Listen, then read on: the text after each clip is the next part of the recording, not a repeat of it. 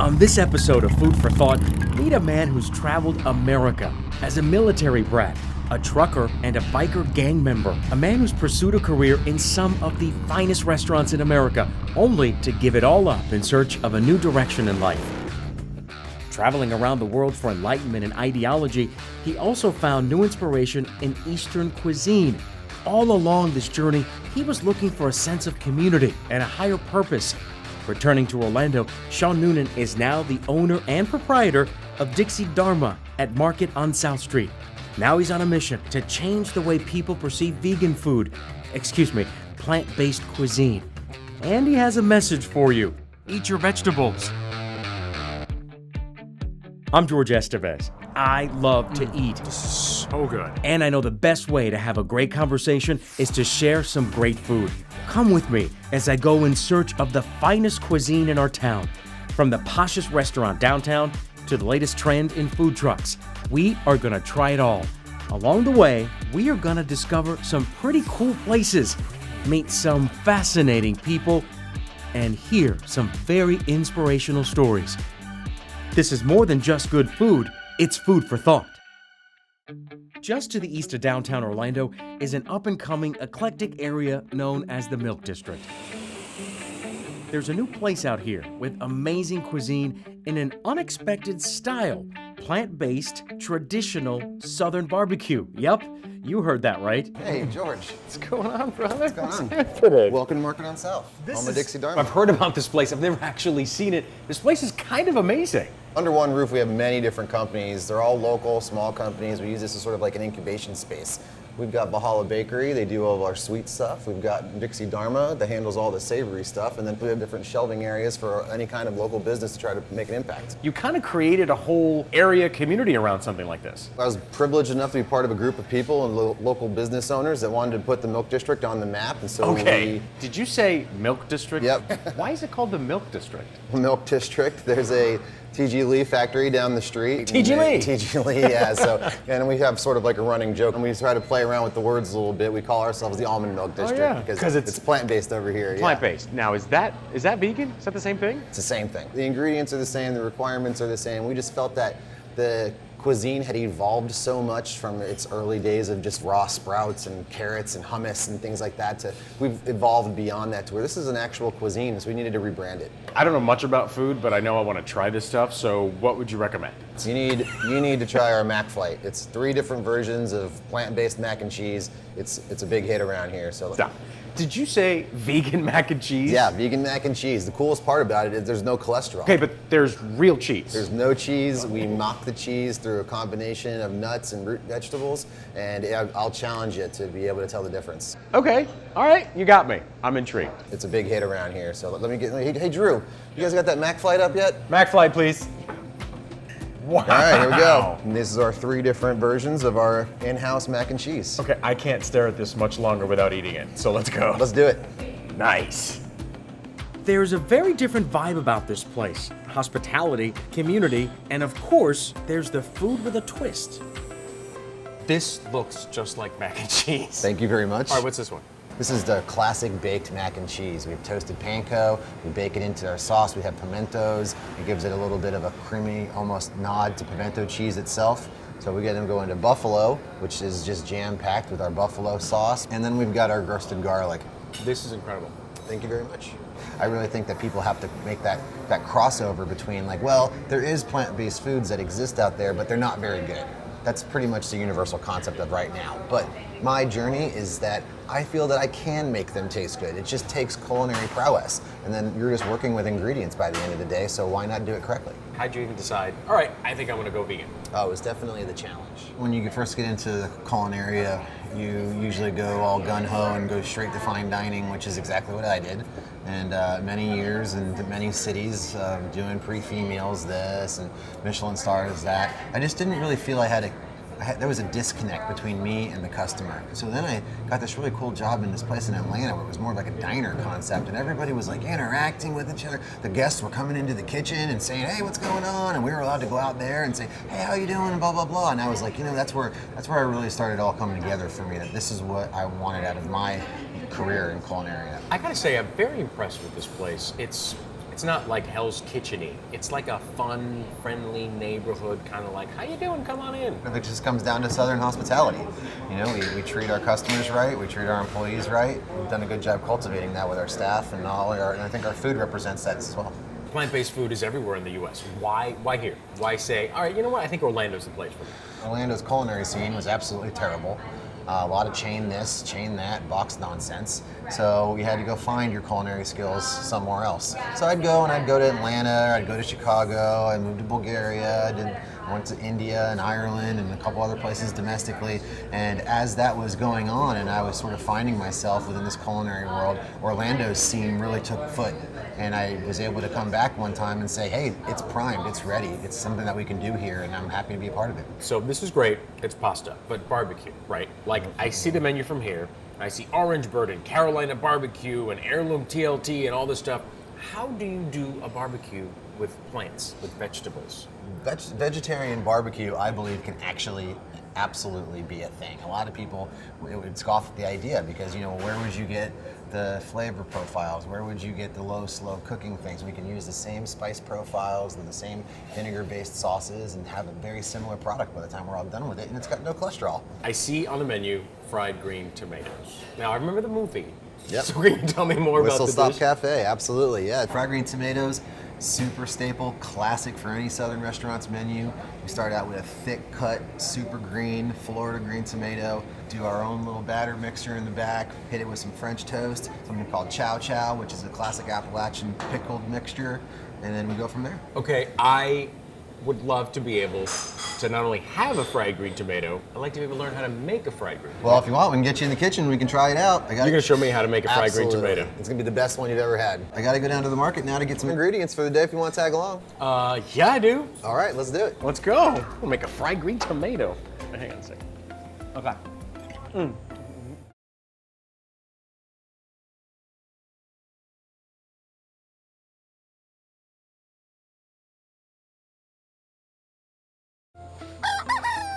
Sean and I made our way out to Clemens Produce, a family-owned market that sources their produce locally. The key ingredients of Dixie Dharma's menu. This is it.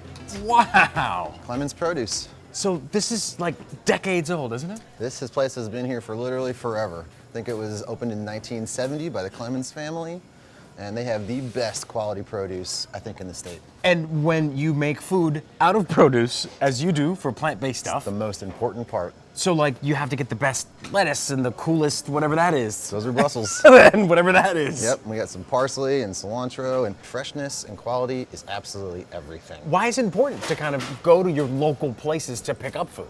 Well, right off the bat, small business and community. I mean, that's the core foundation of, I think, how most of this produce translates into higher quality. They're able to support other small growers, those growers support them in return, and you're able to find those little gems. I'm intrigued. Okay. What about people who want to try it? I mean, the prep work, finding the stuff. Don't you have to buy like all this stuff every day? How do you keep it? It's intimidating because there's so many shapes and sizes, but the bounty and all the colors and all the individual uniqueness of each different ingredient, that's actually what attracts me to it. Okay, so we came here because you're going to show me how to make a fried green tomato sandwich. Yes, sir. So we should probably go find some fried green tomatoes. Let's go find Wait, I some. guess not fried because we're going to do the fried. We're going to find the tomatoes. All Just right, the let's green go. tomatoes. Let's go. Here we go. Oh, that's green. The gold mine or the green mine. How do you know which one? Well, it really depends on what you're trying to accomplish. People use different versions. What you're trying to accomplish? Yeah, yeah. Lunch is what I'm trying to accomplish. So look at this guy, right? This guy's got this slight pink hue to him. This guy, solid green. You're gonna get two different flavors out of here, and it's just family recipe that you want to go with is really which one you choose. So let's see, we got one, we got two, and let's go with. Oh yeah, you down there. Great. All right, we're all He's set. excited to pick you, little guy. We're all set. Cool. Making our way back to the kitchen, I ran into a big surprise, the signature ingredient in Dixie Dharma's plant-based barbecue. Florida. Okay, this is what you were talking about. This is it, man. This is the jackfruit. This is a real jackfruit. This one's a beast, too. How heavy is it? About 40, 44 pounds, something in there. Forget. Yeah. It's a big one. It's actually a fruit. You've been to the places where this kind of jackfruit is from. Yeah, this came from Southeast India. India is a great place. I've been to Delhi, I've been to Haridwar. And Why India? What were you looking for? How'd you end up there? just sort of, that early 20s, like, what else is out there? I wanted to see how other people lived and what other cultures were doing. And yeah, I was just sort of looking for different. And I was just wanting to go as wildly outside the box as I could. And India was the place to go. Different because Just witnessing that whole culture and experiencing what they do with foods over there, that was one of the most changing things that happened to me in my career. There's a lot of compassionate teachings over there, how to make your life better, how to make everybody's life better. And you were looking for that. Absolutely. Why were you looking for that? I mean, it just sort of goes, one of the common threads that happen in all of my different life decisions is just sort of, how do I make this place better than when I woke up? That's one of your philosophies. I try to do that every day. You know what I mean? Because it's easy to do the other way. Anyone can wake up and make this place worse than they did when they woke up. That takes no skill whatsoever. Was that you at one point? Absolutely, yeah. So I've got to make up for all of that. Well, you have a lot of days to make up for it. And so I've got to offset the balance, and then I've got to do more. And some of the personality you developed going to places like India you talked about, and then that concept of that whole dharma. Explain that. Let's get into that a little bit, because I want to understand really what that means. So dharma, to me, it's just, what are you here to do? Why are you on this earth? If there is a larger calling, what is it for you? And it could be something as small as, street sweeping. And it could be something as large as being, an international leader. But whatever you're meant to do, you're working against your dharma if you are not doing that. So to find that answer in the first place is one of the most pivotal things that somebody could do. Am I doing what I'm supposed to be here for? Those travels, is that what that did for you? Did it help you develop your dharma, find it, fine-tune it? Yes. There were specific customers that were clearly in an unhealthy current state, and they were repetitive customers, and they were ordering the worst things on the menu, health-wise. You can literally see them dining, and I'm here adding the butter and the heavy creams and sauteing things, and I'm just like, I got to do something different. Like, I feel almost like a drug dealer right now. I'm hurting this person, and I wanted to change that, and that was sort of an aha moment for me. Seriously though, how is that your responsibility? Your responsibility was to deliver the best potatoes au gratin, the cheesiest, the butteriest, with a nice big piece of beef. So what I want to do is I want to be able to do both. I want to give all those flavors, all that technique, but be able to not feel bad about giving it to the consumer. And that's what Dixie Dharma came from. Because that's your dharma. Yep. And you stopped going against it to follow your dharma. Yep, exactly. And now I'm able to provide the consumer with something that I feel is very comparable as far as flavor, as far as technique, as far as presentation. So really, how do you turn this 40-pound hunk of fruit into fine dining? Well, it's fine dining in the aspect that we apply the same level of technique and the same precision of flavor profiles while going into it. We treat it like you would find at a Michelin star-based restaurant. And this won't taste any different than a piece of meat? Nope, not at all. Because of the flavors and everything you're going to do to it? Absolutely, yep. Well, let's get it. Let's take it to the kitchen. All right, you get that. I'll grab this.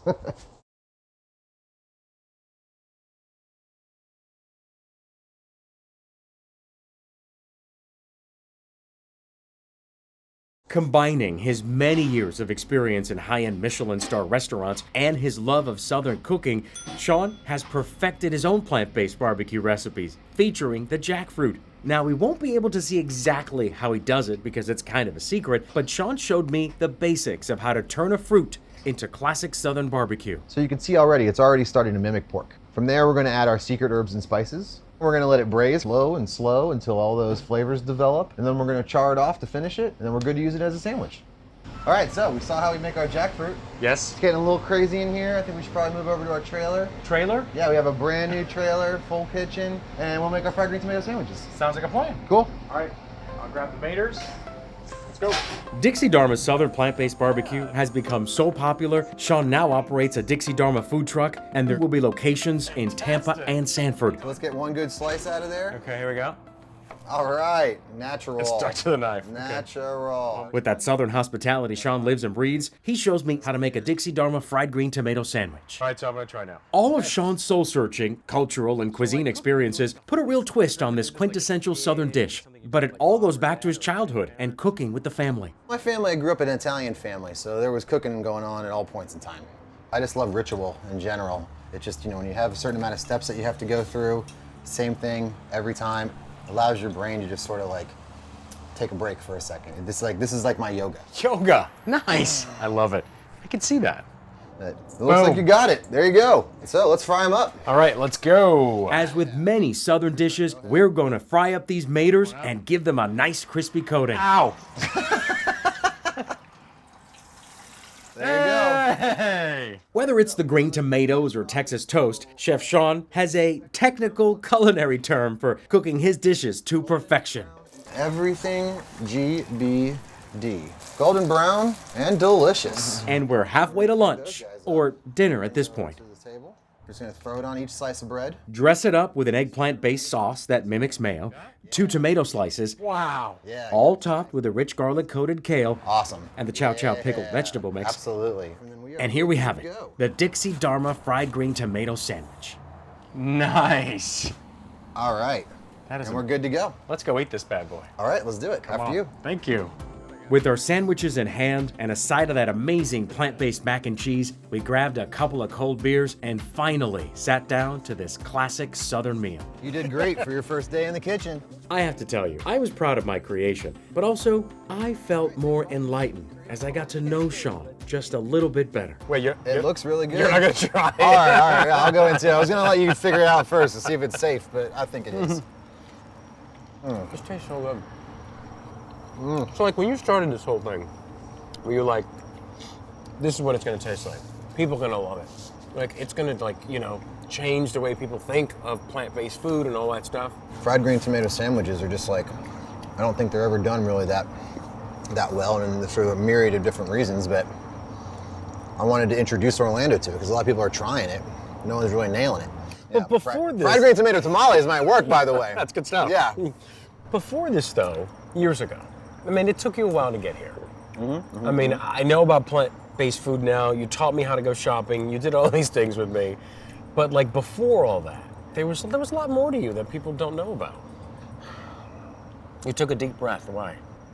I had my wild 20s, my wild teens, my wild 20s, and I was at the time in a motorcycle club, and a lot of my friends were going to jail. A couple of them were killed, and illicit activity, and way too many drugs, and but it's not a long-term scenario. You can't be productive doing that for elongated amounts of time.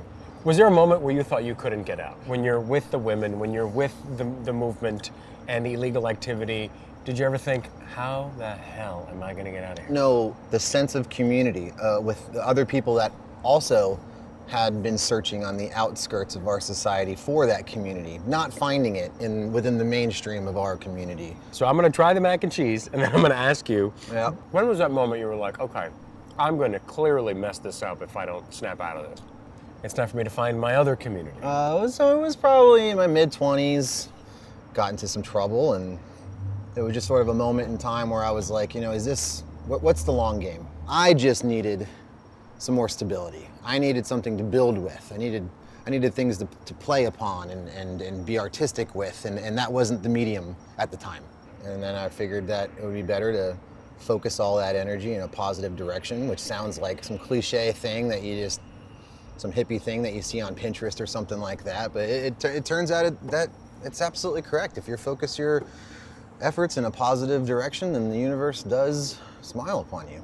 The freedom that I was looking for at the time, I was looking for it by ripping away from everything that people found in stability. And I figured out, having something that creates a revenue stream for yourself, being your own boss, that's real freedom. You decided to do plant-based barbecue in the South, which was crazy. Yeah. That was your dharma. What would you recommend people to do? To get to do this like you did. I don't know. I mean, What was it for you? not stopping, not giving up, figuring it out. Problems are blessings. Despite the easy way out of giving in to all the negativity that this universe sometimes seems to demand from everybody, the most rebellious thing that you can do is go the other way. Treat all of your negative obstacles as positive pathways. And I think to me that's true rebellion. and I'm able to say with pride that I say what goes on in my life, and I do it righteously and with morals.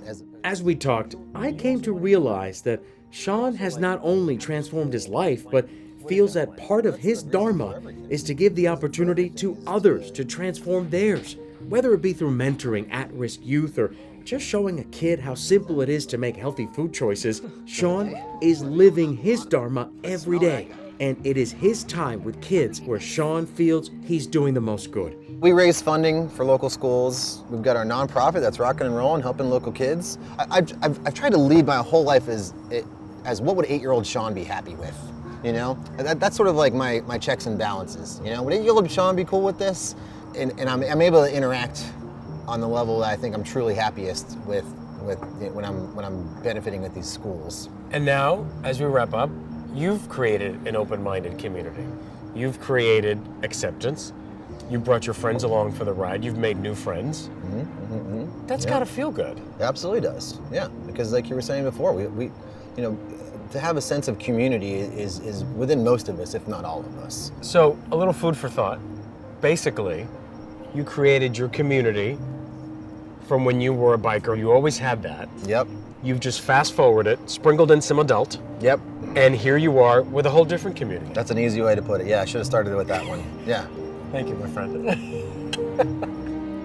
Sean found his dharma, a community of people just like him who want to live a healthy lifestyle and promote a different way of thinking. Are you doing what you're meant to be doing? If you aren't, why not? That's food for thought.